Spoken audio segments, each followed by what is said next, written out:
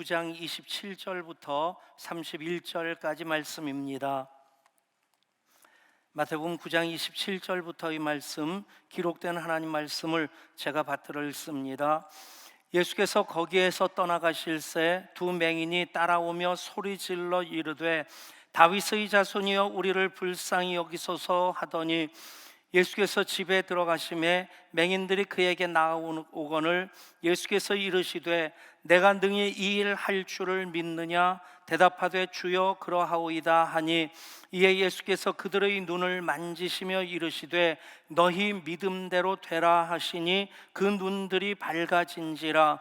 예수께서 엄히 경고하시되 삼가 아무에게도 알리지 말라 하셨으나 그들이 나가서 예수의 소문을 그 온 땅에 퍼뜨리니라. 아멘. 예수님 공생애를 시작하시면서 주의 은혜의 해를 선포하셨습니다. 그리고 주의 은혜를 살아가도록 주님 역사하시는 분이십니다. 주의 은혜의 해를 살게 하시는 예수님 하신 일을 성경은 세 가지로 그렇게 기록하고 있습니다. 마태복음 9장 35절입니다. 예수께서 모든 도시와 마을에 두루 다니사 그들의 회당에서 가르치시며 천국 복음을 전파하시며 모든 병과 모든 약한 것을 고치시니라. 아멘. 그렇습니다. 가르치시고 전파하시고 고치시는 그 일을 통해서 예수님 공생애를 시작하시면서 주의 은혜의 해를 선포하심으로써 이 글이 오늘 너희 귀에 응하였느니라. 주의 은혜의 해를 살아가게 하시는 예수님이십니다.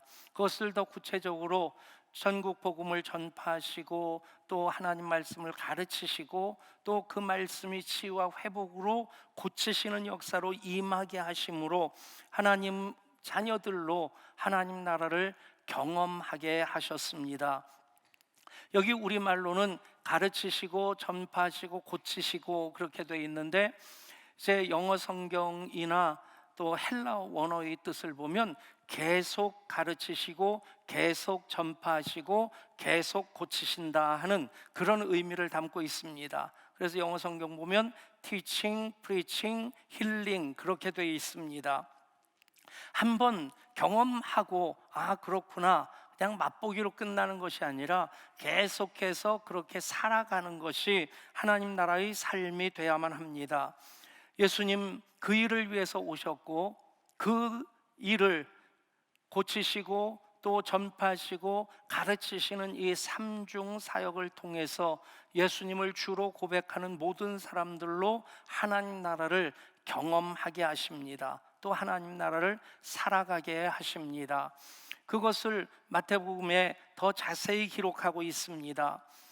마태복음 1장부터 3장까지는 예수님께서 공생애를 준비하시는 그 과정을 기록하고 있고 4장에서는 공생애를 시작하시는 예수님 회개하라 천국에 가까이 왔느니라 주의 은혜를 선포하십니다. 그리고 갈릴리 해변에서 시몬 베드로와 안드레 그리고 세베대의 아들들인 야고보와 요한을 제자로 부르십니다. 그들을 부르시면서 말씀하시죠. 나를 따라오라 내가 너희를 사람을 낚는 어부가 되게 하리라. 예수님의 부르심에 그들은 즉시 배와 그물을 버려두고 예수님을 따릅니다. 그렇게 예수님을 따를 때 그들이 예수님의 제자가 됩니다. 우선순위를 예수님께 삼는 사람이 바로 제자라는 얘기입니다. 그리고 4장의 마지막에 기록된 말씀입니다. 예수께서 온 갈릴리에 두루 다니사 그들의 회당에서 가르치시며 천국 복음을 전파하시며 백성 중의 모든 병과 모든 약한 것을 고치시니 그의 소문이 온 수리아에 퍼진지라. 사람들이 모든 앓는 자 곧 각종 병에 걸려서 고통당하는 자 귀신 들린 자 간질하는 자 중풍병자들을 데려오니 그들을 고치시더라. 갈릴리와 데가볼리와 예루살렘과 유다와 요단강 건너편에서 수많은 무리가 따르니라. 아멘.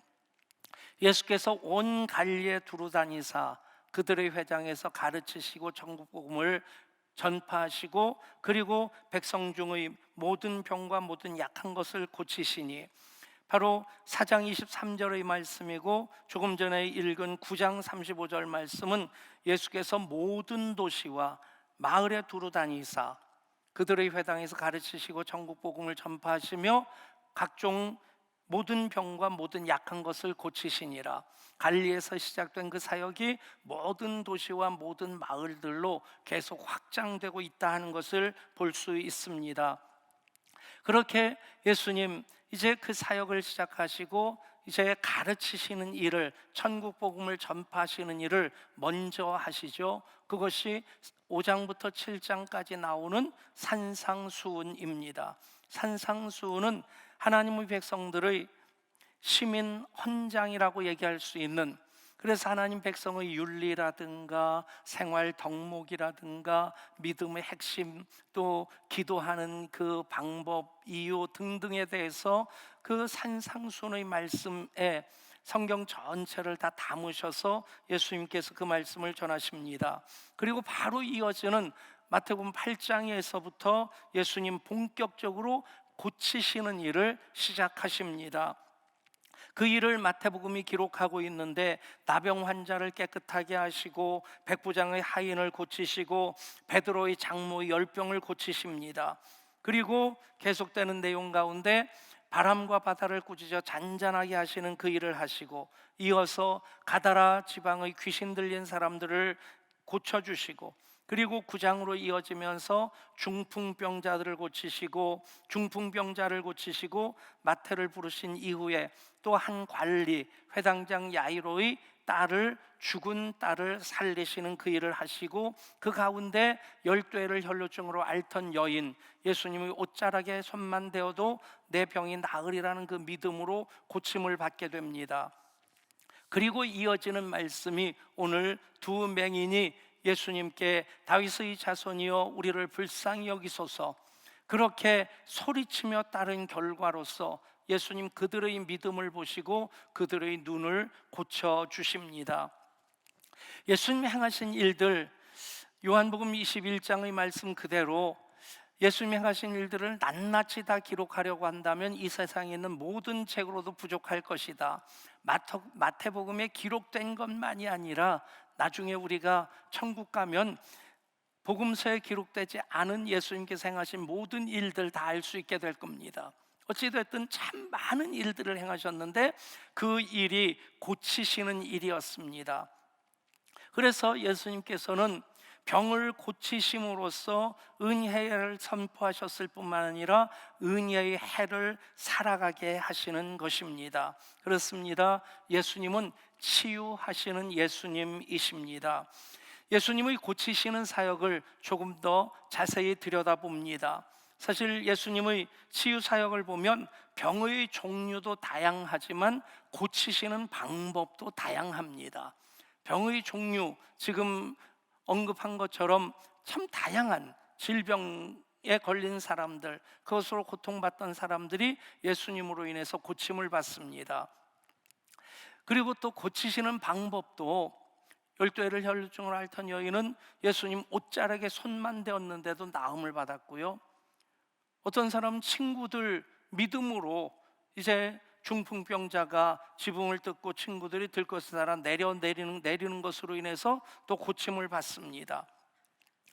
어떤 이는 또 베데스다 연못에서 다른 사람들은 이 물이 움직여질 때 먼저 뛰어가서 고침을 받는 사람이 있는데, 나면서부터 걷지 못하던 그 사람은 아무도 도와줄 사람이 없어서 그냥 절망감에 널브러져 있는데, 예수님은 그 모습만 보시고도 긍휼히 여기셔서 그 사람을 고쳐주십니다. 보면 이 모든 일들을 통해서 결론은 딱 한 가지입니다. 예수님은 치유하시는 분이시다. 치유하심으로써 하나님 나라를 경험하게 하시고 하나님 나라를 살게 하시는 분이시라고 하는 것입니다.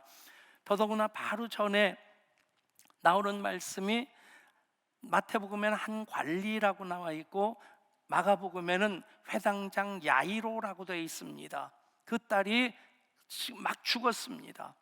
이 모든 일들이 가버나움이라고 하는 그 동네에서 이루어지는 건데, 예수님께 황급히 이 회당장이 달려와 가지고 예수님 앞에 무릎 꿇고 내 딸이 방금 죽었사오니 오셔서 내 딸에게 손을 얹어 주시면 내 딸이 다시 살아나겠나이다.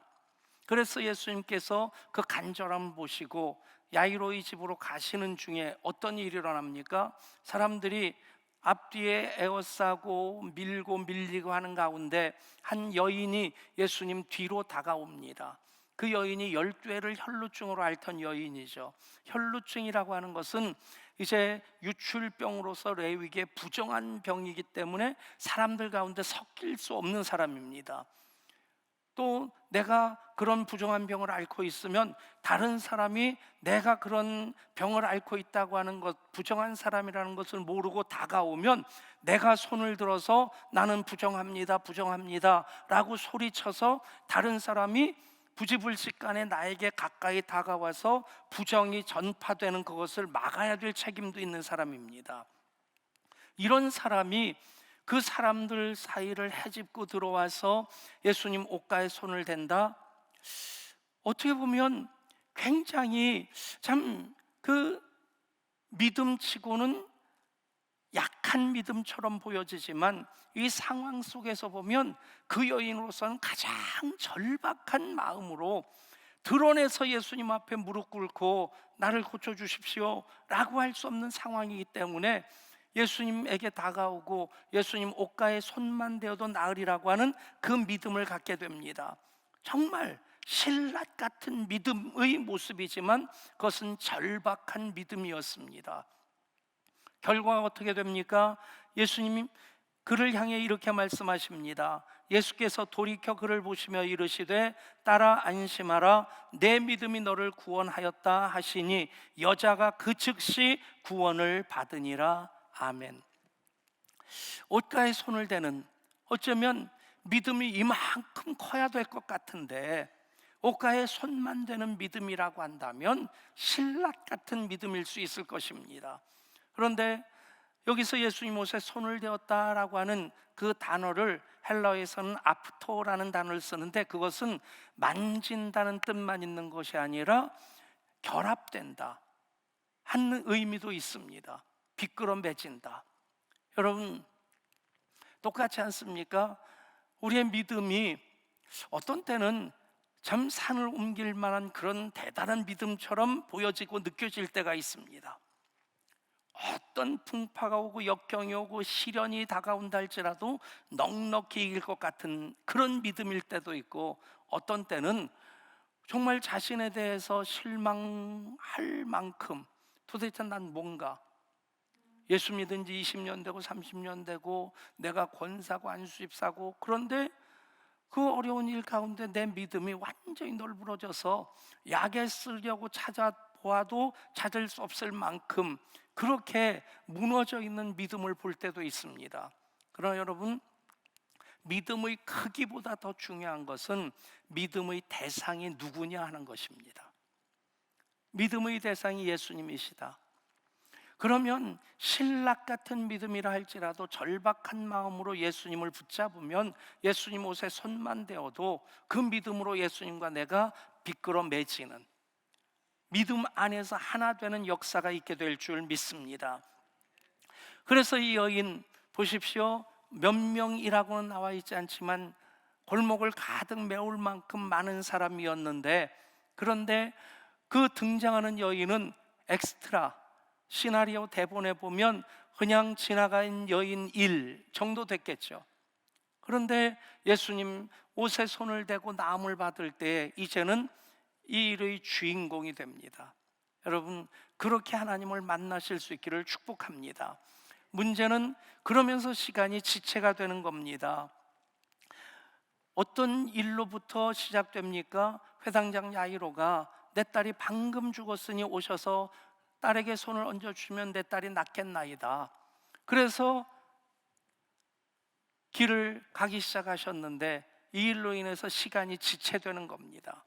그때 회당장 야이로의 속은 새카맣게 타들어갔을 겁니다. 사람이 심정지가 왔을 때 골든 타임이라고 하죠. 그 시간 안에 이제 심장 누르면서 그 인공호흡을 시도한다든가 그런 일들을 하지 않으면 그 시간이 지나면 회복되기 어려운, 목숨은 다시 건져도 심각한 신체 장애를 겪게 되는 이 골든 타임이라고 하는 것, 그렇게 본다면 야이로의 입장에서 정말 일각이 여삼추 아니겠습니까? 그 한 시간이 그냥 한 계절처럼 느껴질 만큼 길어졌을 겁니다.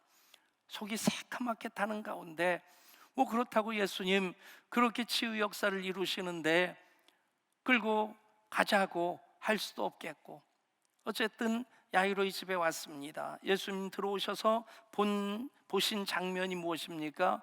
피리 부는 자들과 떠드는 자들을 보십니다. 피리 부는 자들은 애곡하는 겁니다. 피리를 불면서 우리식으로 얘기하면 뭐 만가 있지 않습니까? 그런 거를 부르는 겁니다. 떠드는 자들은 어떤 사람들입니까? 아이고, 하나밖에 없는 딸이 죽었어. 어째 이제 저 야이로가 어떻게 무슨 소망으로 살겠어? 뭐 등등의 그 소녀의 죽음에 대해서 안타까워하는 사람들이 혀를 끌끌 차면서 하는 말들로 가득한 겁니다. 예수님 그들을 내보내시고 그 손을 잡으시고 일으키실 때 죽었던 그 소녀가 다시 삽니다. 마태복음은 기록하고 있지 않는데 마가복음에서는 예수님께서 그 소녀의 손을 잡고 하신 말씀이 나옵니다. 달리다 굼, 소녀야 일어나라. 여러분, 그 소문이 온 땅에 퍼졌습니다. 그래서 회당장의 집에서 떠나실 때 두 맹인도 예수님에게 고침받고자 그 소문을 듣고 온 것입니다. 다윗의 자손이여 우리를 불쌍히 여기소서. 근데 예수님은 들은 척도 안 하시고 길을 가시고 한 집에 들어가십니다. 그런데 그 맹인들은 포기하지 아니하고 그 집까지 따라 들어와서 예수님께 계속 고쳐주시기를 요청합니다. 예수님이 그들에게 물으십니다. 내가 능히 이 일 할 줄을 믿느냐? 그들이 주저없이 대답합니다. 주여 그러하오이다. 이에 예수께서 그들의 눈을 만지시며 이르시되 너희 믿음대로 되라 하시니 그 눈들이 밝아진지라. 아멘. 여러분, 예수님 많은 사역을 하시면서 그 많은 병자들을, 모든 약한 자들을 고치시면서 은혜를 선포하시고 은혜를 살아가게 하시는 그 일로 다른 이들을 초청하시는 겁니다. 이렇게 사는 것이 바로 주의 은혜를 살아가는 것이다. 그렇게 하나님께서 주시는 은혜, 우리들에게 대가 없이 주시는 선물입니다. 그렇다고 해서 그 은혜를 함부로 여겨서는 은혜 받기도 어렵겠고 받은 다음에 곧 잃어버리게 될 것입니다. 은혜를 사모하는 마음이 중요하고요, 은혜를 담아놓을 수 있는 그릇도 중요하고요, 그리고 은혜를 소중히 여기면서 간직하는 태도도 중요합니다. 사모하지 않는 자에게 주시면 귀한 것을 모릅니다. 돼지가 진주를 귀한 줄 모르듯이 하나님 베푸시는 은혜, 예수 그리스도의 십자가로 값을 지불하시고 우리들에게 주시는 은혜입니다. 그래서 우리는 은혜를 받기를 원한다면, 은혜 가운데 살기를 원한다면 은혜를 사모해야만 합니다. 사모할 때 우리는 은혜를 담을 그릇을 준비하게 되고 그것이 회개하는 것이죠. 회개는 뉘우치는 것만이 아니라 고치는 것까지입니다. 뉘우칠 회, 고칠 개입니다. 그렇게 우리 마음 깨끗하게 준비하게 되면 주시는 은혜 선물로 받습니다. 소중히 여길 때 은혜가 지속될 뿐만 아니라 그 은혜가 넘쳐 흘러가도록 더 풍성한 은혜가 될 줄 믿습니다. 그 은혜, 우리가 당연히 받는 게 아니란 얘기입니다. 그러니까 예수님께서 이 두 맹인을 불쌍히 여기서 고쳐주시는 은혜를 베푸셨는데 이 두 맹인이 그 은혜를 받을 만한 자격이 무엇이었을까? 준비가 무엇이었을까? 조금 더 눈여겨볼 부분이 있습니다. 그 두 맹인은 따라오며 소리를 지릅니다. 그냥 점잖게 요청한 것이 아니라 소리를 지릅니다. 기도의 종류 방법이 참 많습니다. 이제 통성 기도도 있고, 또 한 사람을 향해 집중해서 기도하는데 그 사람에게 항아리처럼 쏟아 부어준다 해서 항아리 기도라고도 하고, 묵상 기도도 있고, 또 관상 기도라고 하는 것은 이제 생각으로 하는 기도입니다. 어찌됐든 우리가 꼭 통성으로만 기도하려고 한다면, 소리내서 기도하려고 한다면 우리가 기도를 영혼의 호흡으로 이어가는데 많은 지장이 있을 겁니다. 그렇지 않습니까? 여러분 직장 가서 점심 식사 동료들하고 같이 하면서 거기서 주여 그러고 나서 밥을 먹으면 조금 여러분들에 대해서 그분들이 좀 긍휼히 여기게 될 겁니다. 그럴 때는 이제 조용히 묵상 기도하면 되는 것이고, 길을 걷고 운전할 때는 또 생각으로 기도할 수 있고, 그렇게 할 때 우리가 1년 365일 하루 24시간 계속 기도함으로써 기도의 삶을, 기도를 영혼의 호흡으로 삼아서 살아갈 수 있게 될 줄 믿습니다. 그런데 정말 급할 때 점잖게 기도하게 되질 않습니다. 발등에 불이 떨어졌는데 자비하시고 긍휼이 충만하신 하나님 아버지, 제 형편과 처지를 제가 고하지 않아도 다 알고 계시는 하나님, 이 불을 좀 꺼주실 수 없겠나이까? 여러분 그 사이에 발등 다 타버리고 말 겁니다. 뜨거 하고 탈탈탈탈 털면서, 그것이 뜨거 하는 비명도 기도가 될 수 있겠고, 저는 기도 중에 가장 짧지만 절박한 기도를 생각하면 그 장면이 떠올라요. 어떤 사람이 산길을 가다가 호랑이를 만났답니다. 어쩌겠어요? 도망가면 호랑이가 자기보다 더 빠를 테고. 그래가지고 하나님께 살려달라고 기도를 하는데 하나님 호랑이 그러는데 얼마나 급한지 하나님 호랑이도 안 나오고 하호 그랬대요. 하나님 하자에 호랑이 호자. 여러분 그것만큼 절박한 기도가 어디 있겠습니까? 따라오며 소리 지르는 것. 예수님으로 말미암아 치유의 은혜 받기를 원할 때 이렇게 절박하게 사모하는 마음이 필요하다는 겁니다. 주시면 감사하고 아니면 말고. 우리 자식 말고라도 대학 갈 친구들 많이 있는데 그냥 우리 자식 떨어지면 남이 갔으니까 그거 그냥 잘 됐다고 생각하지 뭐. 여러분 그렇게 기도하는 기도에 어떤 절박함이 있겠습니까? 따라오며 소리 지릅니다. 무엇이라고 소리 지릅니까? 다윗의 자손이여 우리를 불쌍히 여기소서. 다윗의 자손, 예수님 메시아이시라는 고백입니다. 그러니까 예수님을 하나님의 아들로서 메시아로서 믿는 믿음의 고백으로 우리를 불쌍히 여겨달라고 간구하는 것입니다. 여러분 그것이 우리의 믿음이 되어야 될 줄 압니다. 아니면 말고로서 은혜 못 받습니다. 물론 어떤 때는 그 공간에 같이 머무르는 것만으로도 정말 하나님 예비하신 은혜를 받는 경우도 왕왕 있습니다만, 그러나 우리가 그런 보너스로서 계평으로서의 은혜 받기를 원하는 것이 아니고, 내가 먼저 은혜를 사모함으로 간구함으로 은혜를 받을 때 우리는 은혜를 나누는 자, 은혜를 흘려보내는 자가 되어야 될 줄 믿습니다.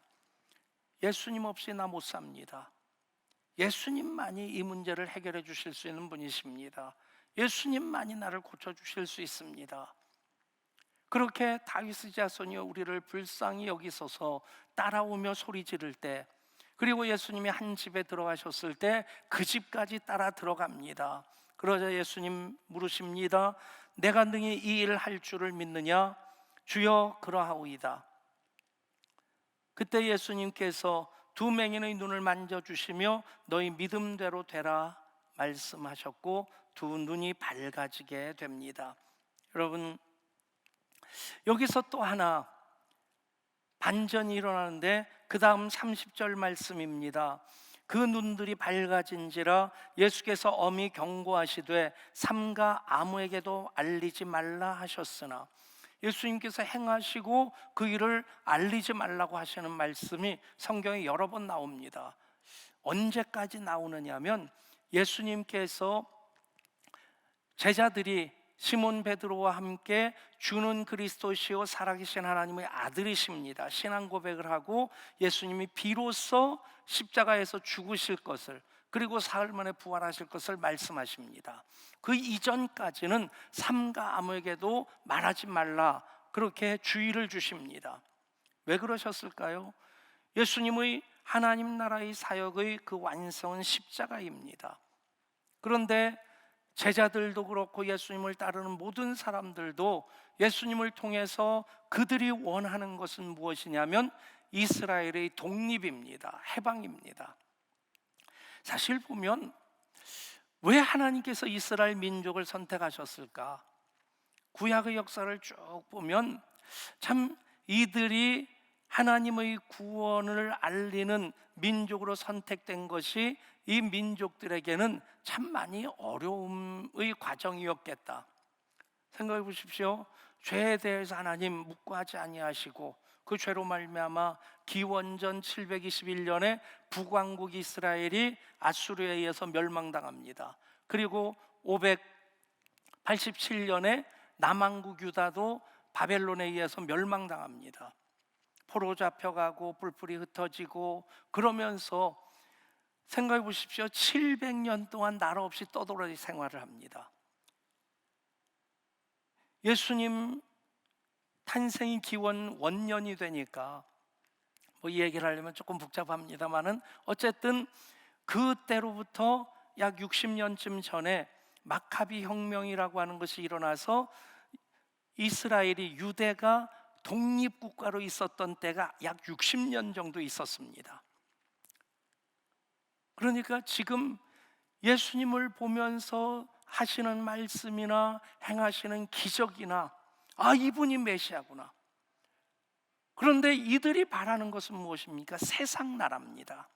세상 나라로서 이스라엘의 독립을 원하는 겁니다. 예수님은 십자가를 지심으로써 하나님 나라, 국가 체제가 민주국가든 아니면 사회주의 국가든 독재국가든 선진국이든 할 것 없이 모든 예수 믿는 사람들이 그 상황 속에서 하나님 나라를 살아가게 하시고자 하시는 것이 예수님 십자가로 통해서 이루시는 하나님 나라입니다. 근데 이들은 정치적으로 독립된 나라만을 원하고 있을 때 예수님 제자들이 그것에 대해서 이해하고 준비하기까지, 즉 주는 그리스도시요 살아계신 하나님의 아들이십니다 하기까지 삼가 아무에게도 말하지 말라 주의를 주시는 겁니다. 그런데 이들이 그대로 합니까? 아닙니다. 그들이 나가서 예수의 소문을 온 땅에 퍼뜨리느니라. 그러면 불순종한 것 같은데, 불순종했다고 예수님께서 야단치지 않으십니다. 어떤 것하고 비슷하게 볼 수 있느냐면 여러분들 자녀들 진짜 공부 열심히 하잖아요. 그렇죠?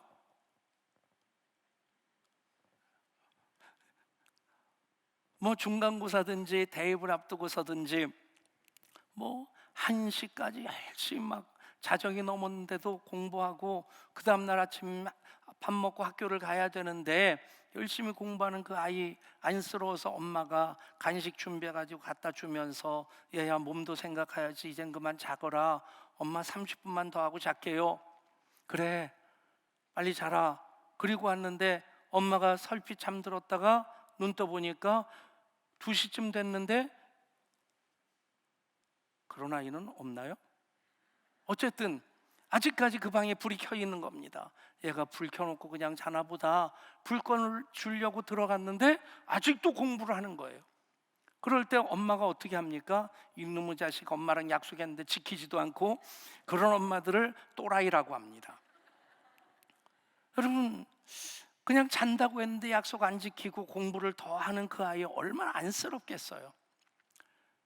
여러분, 우리가 예수님의 은혜를 받으면, 예수님으로 인하여 기적을 체험받으면, 내 기도가 응답되면 가만히 있으라 해도 가만히 있을 수가 없습니다. 요즘 보면 코로나라고 하는 것을 핑계 삼아서 많은 그리스도인들이 자폐증 환자가 되어 있지 않는가? 요즘 같은 때 무슨 전도를 해? 가뜩이나 신천지 또 일부 몰지각한 교회들 때문에 교회가 막 이게 언론에서 그냥 공격을 받는데, 요즘 같은 땐 가만히 있어야지. 여러분, 오히려 그들보다 우리가 더 예수님에 대해서 정확하게 증거를 해야 됩니다. 아멘. 여러분, 저는 그 생각을 합니다. 아무리 신천지 얘기를 꺼내고 아무리 태극기 부대 정광훈 목사로서 목사자를 안 붙이고 싶습니다. 아무튼 그런 것 가지고 끄집어내 가지고 뭐라고 한다 한들, 여러분 이 정도 자신은 있어야 되지 않겠어요? TV에서 뭐라고 하든지 어디서 뭐라고 하든지 너 나 보면 알잖아. 예수 믿는 거 그렇게 비상식적인 것 아니고 엉터리 박사 아니다. 여러분, 그렇게 당당하게 말할 수 있는 한 분 한 분 될 수 있기를 축복합니다. 아멘. 자폐증에 걸려 있어서는 안 됩니다. 예수님께서는 오히려 아직은 아니다 경고하시는데 이들은 나가서 온 동네방네 다니면서 퍼뜨립니다. 여러분, 이것이 다시 보게 된 두 맹인으로부터 우리가 챙겨야 될 교훈입니다. 그런데 예수님, 그 일을 예수님만 행하시는 것 아니고 제자들에게 맡겨 주십니다. 바로 다음 마태복음 10장 1절의 말씀입니다. 예수께서 그의 12 제자를 부르사 더러운 귀신을 쫓아내며 모든 병과 모든 약한 것을 고치는 권능을 주시니라. 아멘. 예수님께서 주의 은혜를 선포하시고 주의 은혜를 살아가게 하시고자 가르치시고 전파하시고 고치시는 일을 하셨고, 그 일을 제자들에게 위탁하셔서 제자들로 하여금 그 일을 하게 하신 것입니다. 오늘날 교회들도 마찬가지입니다. 교회가 어떤 이익 집단으로 힘자랑하라고 교회를 세운 것 아닙니다. 모든 교회들마다 제자들에게 위임하신 그 일을 계속해서 이어가라고 교회를 세우셨음을 믿으시기를 바랍니다. 물론 병의 치유만이 하나님의 역사가 아닙니다. 보면 사도 바울을 비롯해서 또 우리 교회의 역사 속에서 참 하나님 나라 확장을 위해서 큰 일을 하셨던 분들, 인격적인 목회로서는 한경직 목사님이라고 할 수 있겠고 성령 사역으로는 조용기 목사님이라고 할 수 있는데, 이분들이 많은 그 아픔을 몸에 짊어지고 사셨던 분들입니다. 하용조 목사님도 끝까지 하나님 나라 부름 받기까지 일주일에 3번씩 투석을 하면서 그렇게 사역을 하셨습니다. 조용기 목사님 그런 얘기를 하셔요. 당신은 폐결해갖고 그렇게 힘든데 당신을 통해서 많은 사람들 치유하시는 역사를 이루실 때 계속 기도했다는 겁니다. 하나님, 저도 고쳐주세요. 저부터 고쳐주세요. 그런데 사도 바울에게 주신 말씀이 그대로 오더라는 겁니다. 내 은혜가 내게 족하도다. 여러분, 내가 연약하기에 다른 사람 연약함을 공감할 수 있는 겁니다. 예수님, 그래서 우리의 모든 연약함, 우리의 죄와 저주, 죽음까지도 대신 담당하시고 십자가에서 죽으신 겁니다. 여러분, 그러니까 이 질병이, 고통이 그냥 우리들에게 부담만 주는 것이 아니라 그 자체가 우리에게 사명이 된다는 것, 그것을 통해서 하나님 뜻을 나타내시고자 하신다는 것을 믿으시기를 바랍니다. 리 워렌 목사님이라고 세들비크의 건강한 교회의 모델이고 또 미국 대통령 취임하면 취임식에서 기도하시는 목사님이신데, 그분이 2013년에 사람으로 감당하기 어렵고 무슨 말로도 설명할 수 없는, 이해하기 어려운 그 일을 겪게 됩니다. 27살 난 아들이 정신과 치료를 받고 있었는데 그만 스스로 목숨을 끊은 겁니다. 엄청난 교회 부흥도 이루었고 목적이 이끄는 삶, 목적이 이끄는 교회, 그 많은 책을 통해서 거룩한 영향력을 끼치던 존경받는 목사님이었는데 이 일을 겪고 나서 6개월 동안 아무 일도 할 수 없었다는 겁니다. 목사님과 사모님이 완전히 패닉 상태에 빠져서, 그리고 완전히 번아웃 상태가 되어서 손가락 까딱 하나 할 수 없을 만큼 완전히 널브러져 있었답니다. 사실 리고렌 목사님은 태어나면서부터 뇌 기능의 이상이 있어서 간질병은 아니지만 요즘은 뇌전증이라고 얘기하죠. 그와 비슷한 그런 증상을 몸에 지니고 있는데, 그래서 설교하다가도 어떤 때는 졸도할 때가 있어서 리고렌 목사님이 설교할 때는 언제나 예비 설교자가 대기하고 있답니다. 설교하다가 만약에 쓰러지면 그렇다고 설교를 그냥 중단할 수 없으니까, 예배를 끝낼 수 없으니까 대기 설교자가 준비하고 있는 그런 가운데서, 오래전에 그분이 한국에 와서 세미나 할 때 들은 얘기가, 당신이 설교할 때마다 얼마만큼의 고통을 받느냐 하면 옥상 끝에 8개의 손가락으로 매달려 있는 것 같은 고통을 느낀다는 거예요. 그렇게 힘든데도 본인은 설교를 해야 되는 것, 사명으로 붙잡고 설교를 한다는 겁니다. 그래서 하나님께서 더 큰 역사를 이루셨는지 모르겠습니다. 25년 동안 그것을 고쳐달라고 기도했는데 고침받기는커녕 27살 난 아들이 스스로 목숨을 끊는, 6개월 동안 패닉 상태에 빠져서 완전히 널브러져서 아무것도 할 수 없는 그 시간을 지내면서 하나님 그를 다시 일으켜 주시는데, 지금까지는 교회가 부흥하는 교회로서의 방향을 잡았다면 그 일을 통해서 이제는 치유하는 교회로서 그 패러다임을 갖게 되었다 얘기를 합니다. 여러분, 사도 바울이 자신의 육체의 가시를 없애주시기를 3번 하나님께 간절히 기도합니다.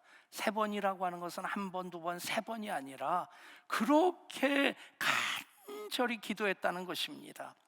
그런데 하나님 말씀하십니다. 내 은혜가 내게 족하도다. 이는 내 능력이 약한 데서 온전하여짐이라.